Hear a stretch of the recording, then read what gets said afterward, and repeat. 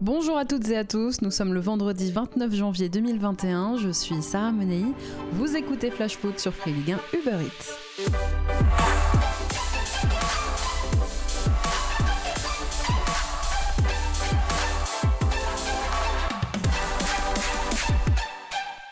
On en parle depuis quelques semaines déjà, la délicate question de la baisse des salaires des joueurs de Ligue 1 et Ligue 2 est évoquée en ce moment. Actuellement, joueurs et clubs sont en pleine négociation. Mais alors du coup, entre crise sanitaire et fiasco des droits TV, il n'y a pas que les joueurs qui pourraient baisser leur salaire puisque les arbitres pourraient aussi participer à l'effort collectif. Sauf que, l'homme en noir broie du noir. Pour que vous vous fassiez une idée, le corps arbitral a un coût global de 20 millions d'euros à peu près par saison. Des frais qui comprennent la masse salariale des arbitres, bien sûr, le coût de l'arbitrage vidéo et de la goal line technologie. En comparaison, la masse salariale des joueurs de Ligue 1 est estimée, elle, à 780 millions d'euros. Bon, évidemment, il y a beaucoup plus de joueurs que d'arbitres. Alors, problème, aujourd'hui, les arbitres seraient unanimes, pas question pour eux d'accepter une diminution de salaire. Sympa, alors pourquoi ça coince ? En réalité, il faut remonter quelques mois en arrière pour comprendre leur hostilité. Il y a 2 ans, les arbitres signent un nouveau protocole qui fixe leur grille de rémunération. Elle prévoit que les arbitres soient payés à peu près 6 000 euros par mois, un salaire fixe auquel s'ajoute une prime d'environ 3 000 euros par match arbitré. Tout le monde signe, tout le monde est content, sauf que quelques semaines plus tard, la LFP dévoile le montant du fameux appel d'offres et du milliard promis par Mediapro. Les arbitres se disent qu'il y a un truc qui va pas là et demandent à ce que leur protocole de rémunération soit revu. Pourquoi est-ce qu'ils ne croqueraient pas eux aussi dans l'énorme gâteau promis à la Ligue ? Mais à l'époque, la LFP refuse de changer quoi que ce soit et donc aujourd'hui, retour de bâton, les arbitres eux aussi refusent de bouger. Chez moi, on appelle ça l'arroseur arrosé. Alors pour le moment, aucune demande officielle de baisse des salaires n'a officiellement été formulée par la LFP aux arbitres. Et notre avis, franchement, si on enlève la VAR pour faire des économies, c'est pas la fin du monde non plus.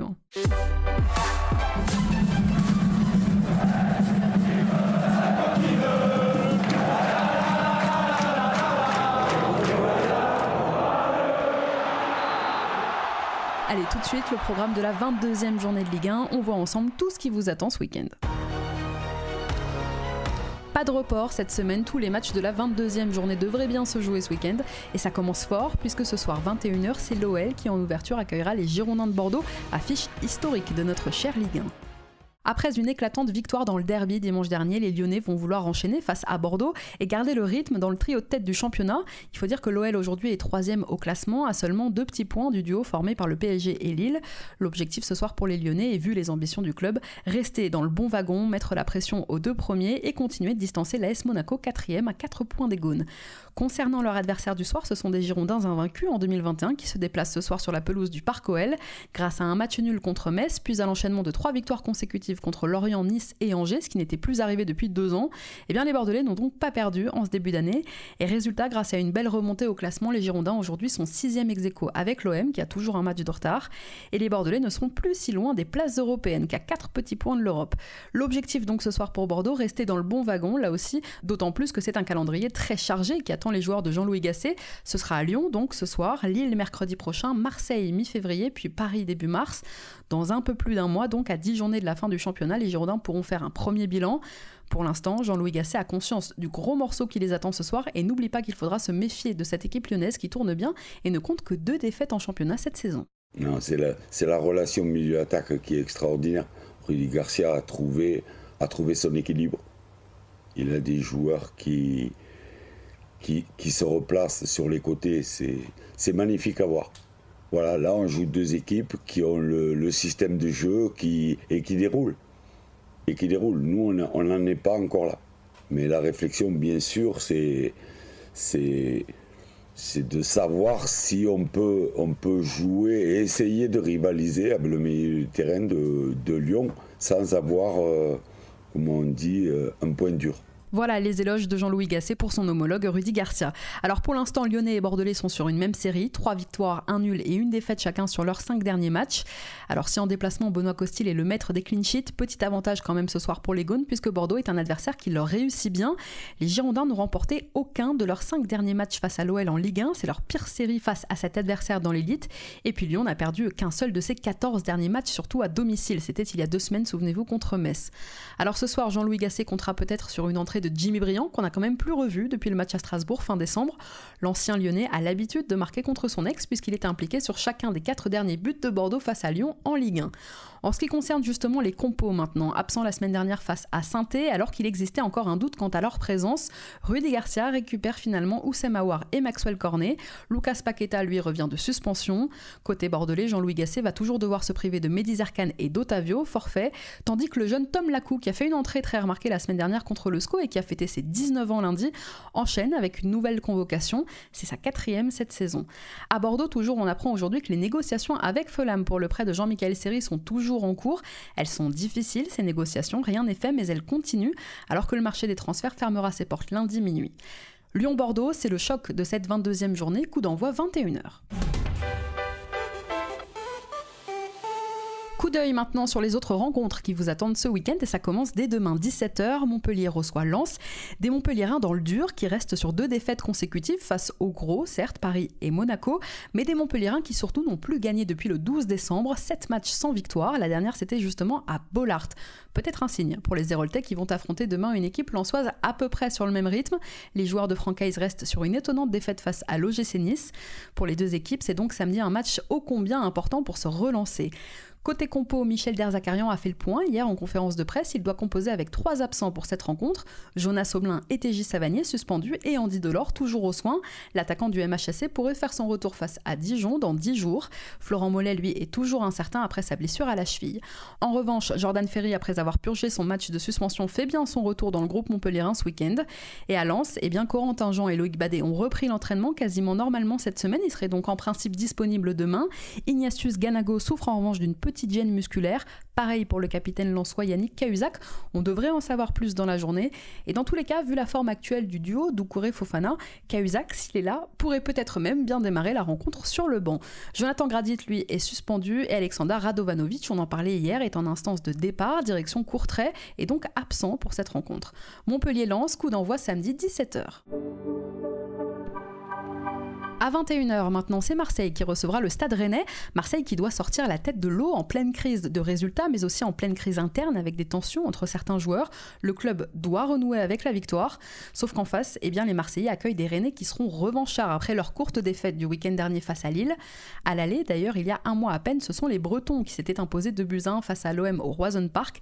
Et ce sont des retrouvailles qui s'annoncent électriques, puisqu'à l'époque, il y avait eu, souvenez-vous, une polémique sur l'arbitrage et l'exclusion de Pape Gueye dont s'était agacé AVB. Hier, en conférence de presse, Julien Stéphan est revenu sur cet épisode du mois de décembre, un peu irrité. Sur le match aller contre Marseille, oui, c'était hier, c'était il y a un peu plus d'un mois. Il y avait une faute de Gueye avant celle-là qui aurait déjà mérité un carton jaune. Et si le carton jaune sort à ce moment-là, on ne discute même pas de la situation suivante. Voilà, il doit y avoir rouge 5 minutes avant. Donc bon, c'est tout. C'était un fait de jeu. On n'en a pas parlé, nous, pendant 3 jours. Par contre... certains en ont parlé pendant longtemps. On avait eu des faits de jeu défavorables l'année dernière quand on avait été là-bas, avec une main notamment de Strootman qui n'avait pas été sifflée, et un penalty qui aurait dû nous être accordé à un partout, et on n'en a pas fait des tonnes non plus pendant 3 jours. Ça fait partie du jeu, ça. Voilà, les décisions des arbitres, il faut les respecter. Par moments, ils se trompent, comme nous, comme les joueurs, comme tout le monde, et ça arrive. Donc, il n'y a pas de sujet, il n'y a pas de débat. Je suis sûr que demain, après-demain, on aura un très bon arbitrage et que voilà, il n'y aura pas d'influence sur le résultat final. Non, Marseille, c'est l'équipe qui reçoit le plus de cartons depuis le début de saison, donc c'est qu'il y a des raisons. C'est contre toutes les équipes comme ça, donc c'est qu'il y a des raisons. Voilà, et c'est l'équipe qui a le plus de cartons, et je ne pense pas que l'excuse valable, ça soit de dire que les arbitres sont plus sévères avec Marseille que d'autres clubs. Les arbitres sont intègres, ils sont honnêtes, ils prennent leurs décisions en leur âme et conscience en fonction de ce qu'ils voient sur le terrain. Hâte des retrouvailles demain. Côté compo, maintenant, c'est un OM quelque peu décimé qui se présentera, puisque Sanson, Strootman, Ake sont partis. Jordan Mavi n'est pas encore apte à reprendre. Valentin Rongier, touché face à Lens et absent la semaine dernière à Monaco, ne s'est pas entraîné avec le groupe cette semaine. Bouba Camara est incertain et Michael Cuisance est suspendu. Milik, en revanche, serait apte à débuter la rencontre. Enfin, une bonne nouvelle pour les Marseillais. Côté Rennais, pas d'absence majeure à déplorer. Serhou Guirassy est en phase de reprise et on devrait le revoir dans les prochaines semaines. Benjamin Bourigeaud est lui lui de retour de suspension. Et Julien Stéphan l'a confirmé hier en conférence de presse. C'est Alfred Gomis qui va demain retrouver sa place dans les cages rennaises. Après 11 matchs disputés par Romain Salin, Gomis, qui depuis son arrivée pour remplacer Edouard Mendy a connu quelques pépins physiques, va retrouver sa place de titulaire ce week-end. Toujours concernant Rennes, présent hier devant les journalistes, Eduardo Camavinga a fait part de son souhait de prolonger avec son club formateur. On l'écoute. Pouvoir prolonger à Rennes ? Oui. Toi, t'en as l'envie ou... Oui. Alors, qu'est-ce qui bloque là ? Je sais pas. S'il y a des négociations, ça parle. Après, si vous voulez parler de ça, mon père. Hein. Non, c'est une réflexion sur tout. Simplement. Comme j'ai dit, il y a des négociations, il y a des réflexions à prendre, on parle, et après ça se fera. Mais te voir jouer au Stade Rennais l'année prochaine, c'est pas un fantasme, on a tendance à te voir déjà parti. C'est vous qui me voyez partir, moi pour l'instant je suis 100% concentré sur le club. Tout sourire, Eduardo Camavinga, qui je vous le rappelle est sous contrat au Stade Rennais jusqu'en 2022. Et puis je vous l'avais promis hier, coup de projecteur sur la nouvelle recrue olympienne. Alors que Marley Ake a quitté l'OM pour signer à la Juve, l'Italien Franco Tongia a fait le chemin inverse. Alors qui est ce jeune lié à Marseille maintenant jusqu'en 2025 ? C'est un milieu de 18 ans, d'origine camerounaise, né à Turin, qui évoluait à la Juve depuis l'âge de 7 ans, très vite considéré comme un des grands espoirs du centre de formation, pour ses capacités physiques notamment et pour son mental aussi. Tongia a mené la Juve au titre de champion U15 en 2017 en tant que capitaine. Il a aussi participé à 7 matchs de Youth League. Il progressait depuis cet été avec la réserve turinoise et il n'a jamais été convoqué dans le groupe pro par Andrea Pirlo. Il a quand même pu s'entraîner à quelques reprises avec l'équipe première, croisant au passage son idole, Cristiano Ronaldo.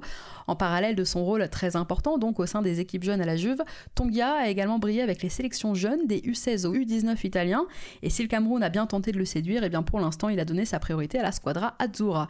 Il a été baptisé Tongia le petit Pogba par certains journaux en Italie parce que c'est un relayeur porté vers l'attaque. En Italie, on le décrit comme un joueur tonique, précieux dans l'entrejeu, à la palette technique intéressante, qui percute et qui a une bonne qualité de passe. En plus d'être comparé à Pogba, Tongia partage le même agent que lui puisque depuis août dernier, il est représenté par Mino Raiola. L'échange Ake-Tongia n'est pas gratuit, chacun des clubs a payé 8 millions d'euros à l'autre. Oui, c'est énorme pour 2 petits jeunes, mais c'est en réalité une astuce pour contourner le fair-play financier en enjolivant un peu le bilan comptable respectif des 2 clubs.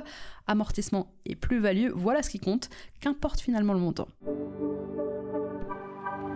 Retour à la Ligue 1, dimanche 13h, Nice accueille Saint-Etienne, 2 équipes dans le dur, aux dynamiques finalement assez semblables ces dernières semaines, même si l'une s'est fait beaucoup de bien en gagnant la semaine dernière à Bollaert et que l'autre a complètement sombré face à Lyon. La SSE doit vite oublier l'humiliation subie et se remettre la tête à l'endroit. L'objectif maintenant pour les Verts, il est clair, c'est le maintien.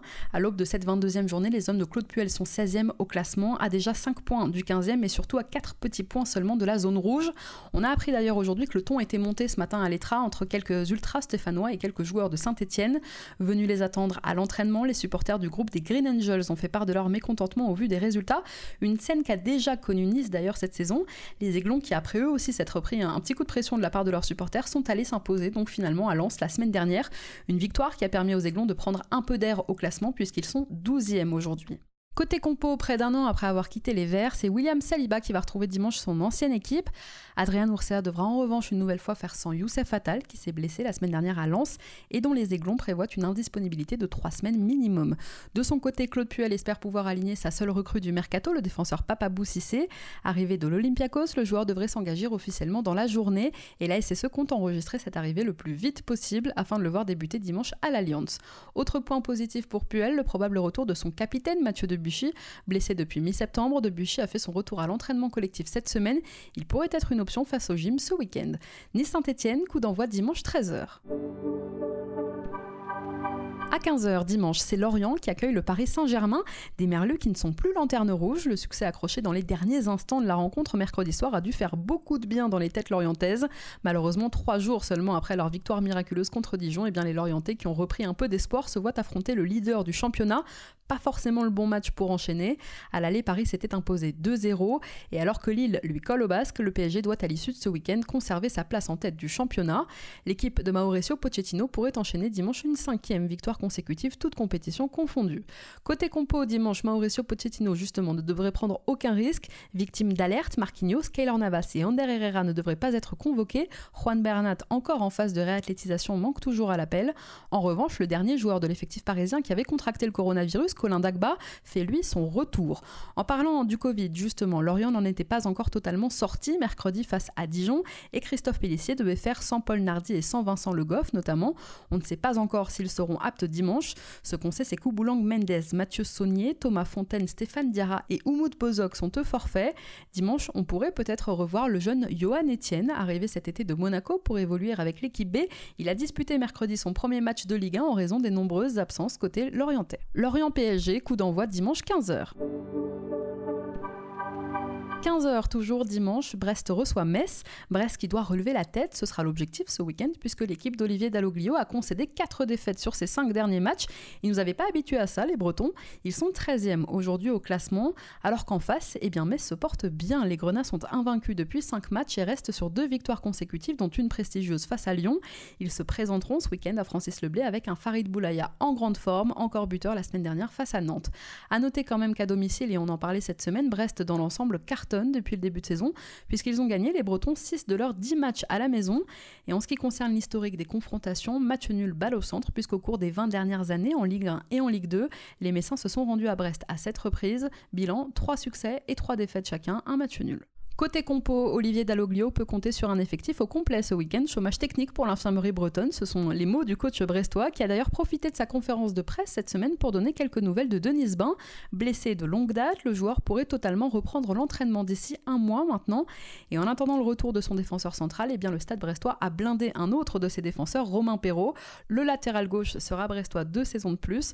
Auteur de 3 buts et 5 passes décisives depuis le début de saison, le défenseur de 23 ans a franchi un cap. On a appris aujourd'hui sa prolongation jusqu'en 2025. Bravo Matelot. À Metz, au-delà des absents de longue date, Habib Maïga, testé positif au Covid la semaine dernière, devrait être trop juste pour cette rencontre, mais Mamadou Fofana, touché à l'entraînement il y a une semaine, pourrait lui faire son retour dans le groupe de Frédéric Antonetti. Brest-Metz, coup d'envoi dimanche 15h. Dans le même temps, c'est Nîmes qui ira à Angers. Des crocos dans le dur, mal classés, lanterne rouge à l'aube de cette 22e journée, même s'ils ont encore un match en retard à disputer. Angers pourrait en profiter ce week-end pour rebondir, eux qui viennent d'enchaîner 3 défaites consécutives, une série inédite cette saison. Série à relativiser quand même vu les adversaires, Monaco, Paris et Bordeaux. Rien de très inquiétant donc pour Stéphane Moulin, mais depuis 3 matchs, force est de constater quand même que les Angevins n'avancent plus au classement. Et face à Nîmes, c'est l'occasion de renouer avec la victoire qui les fuit depuis le début du mois de janvier. En plus, au match aller, le SCO avait surclassé les Crocos 5-1 au mois de novembre. Mais méfiance quand même, puisque les Nîmois, on le sait, ont réussi quelques coups cette saison à Marseille, à Reims et à Montpellier notamment. Côté compo, Stéphane Baoken et Romain Thomas étaient de nouveau absents de l'entraînement aujourd'hui. L'attaquant camerounais souffre d'une lésion à un mollet, il ne sera pas remis pour la réception de Nîmes, tandis que le défenseur soigne lui un tendon d'Achille qu'il fait souffrir depuis quelques semaines. Un point sera fait demain avec le staff pour déterminer sa participation au match du week-end. Mais si ce n'est pas le cas, c'est Matteo Pavlovic qui devrait faire son retour dans le 11 de départ de Stéphane Moulin, une première depuis le 2 octobre. Ne seront pas là non plus ce week-end Farid El Melali qui s'est entraîné à part cette semaine et Enzo Ebos qui soigne toujours sa rupture des ligaments croisés. Il a repris la course cette semaine. Côté Nîmois, malgré la spirale négative des Crocos, on a fini par abandonner l'idée que Rani Assaf ne licencie Jérôme Arpinon. Ce week-end, l'entraîneur nîmois devra se passer d'Antoine Valerio, de Sidi Sarr, de Pablo Martinez et de Loïc Landre qui sont restés aux soins cette semaine. Angers-Nîmes, coup d'envoi dimanche 15h. Dernière affiche de 15h, c'est Strasbourg qui accueillera Reims. Et vous savez quoi, c'est l'affiche qu'on vous conseille, nous, ce week-end. Pourquoi ? Parce que ce sont 2 équipes qui se sont bien reprises en ce début d'année. À un temps en grande difficulté au classement, le Stade de Reims et le Racing ont pour point commun de traverser une passe plutôt positive. Sur leurs 7 dernières rencontres en championnat, les Rémois restent sur 4 victoires, 2 nuls et 1 défaite. Alors l'objectif ce week-end est double pour les Rémois. Vainqueurs de Brest à Delaune le week-end dernier, ils voudront poursuivre cette bonne dynamique et prendre des points face à un concurrent direct. Mais le déplacement à la Méno n'est jamais simple pour l'équipe de David Guillon qui reste sur 2 défaites cinglantes à la Méno, 4-0 en avril 2019 et 3-0 la saison dernière. Alors il s'agira dimanche du 5e et dernier match en championnat d'un mois de janvier bien chargé pour les Rémois. En face, la dynamique est elle aussi intéressante, je le disais, puisque la bande d'Habib Diallo et de Ludovic Ajorc reste sur 3 succès et 1 nul sur leurs 4 derniers matchs, même si le Racing reste quand même sur une défaite assez frustrante face à Dijon la semaine dernière. À l'aube de cette 22e journée, Rémois et Strasbourgeois sont respectivement 14e et 15e au classement avec exactement le même nombre de points. Côté compo, ce week-end, David Guillon devrait enregistrer le retour dans le groupe de Valon Berisha. Le milieu de terrain kosovar a participé depuis le début de la semaine aux entraînements collectifs. En revanche, Harbert Zeneli, Marshall Mounetzi et Fraser Hornby ne seront pas de la partie ce week-end.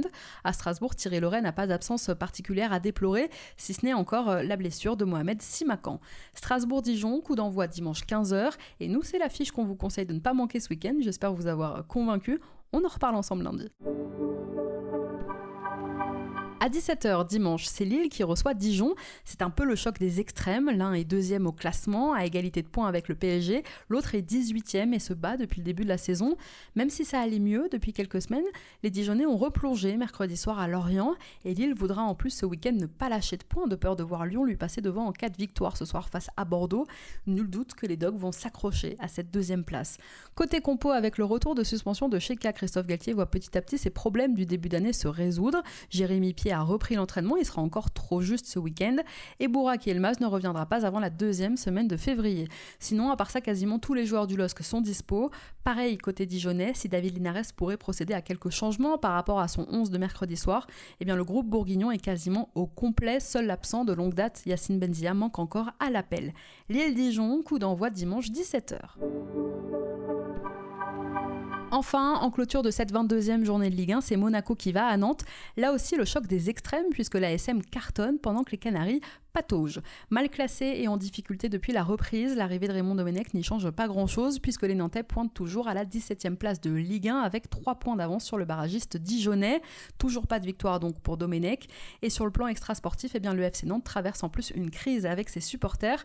Bref, il n'y a pas grand-chose qui va. Et puis c'est tout l'inverse finalement pour Monaco qui reste sur 4 victoires consécutives, qui n'a plus perdu depuis mi-décembre. L'équipe de Niko Kovac est en pleine renaissance, 4e au classement à 4 points de la 3e place. Les Monégasques ont en plus inscrit 16 buts sur les 5 derniers matchs, grâce entre autres aux 2 compères en attaque volante Ben Yedder. L'objectif, dimanche, conserver leur place européenne et distancer un peu plus Rennes, 5e à 3 points. Côté compo, si l'infirmerie du FC Nantes est pour l'instant vide, il paraît peu probable que Jean-Kévin, Augustin et Anthony Libombé ne réintègrent le groupe tout de suite. Le mercato pourrait aussi avoir des conséquences sur les choix de Raymond Domenech, puisqu'on en parlait hier. Mehdi Abed notamment pourrait quitter la Jaunelière. De son côté, pour le déplacement à Nantes, Niko Kovac dispose d'un groupe quasiment au complet, à l'exception de Ruben Aguilar suspendu. Et un doute subsiste quant aux participations de Florentino Luis et de Cesc Fabregas, tous les deux en phase de réathlétisation. En revanche, recrue phare de l'hiver, le jeune Crépin Diatta, arrivé sur le Rocher il y a une semaine à peine, pourrait démarrer la rencontre titulaire. Nantes-Monaco, coup d'envoi dimanche 21h. Et puis comme d'habitude, l'ensemble des buts, les résumés et les plus belles actions du week-end sont à retrouver en quasi-direct sur votre appli Free Ligue 1 Uber Eats. Merci à tous d'avoir été avec nous. Bon match ce soir. C'était Sarah Menei, vous écoutiez Flash Foot. On se retrouve lundi pour débriefer ensemble cette 22e journée de Ligue 1. Bon week-end.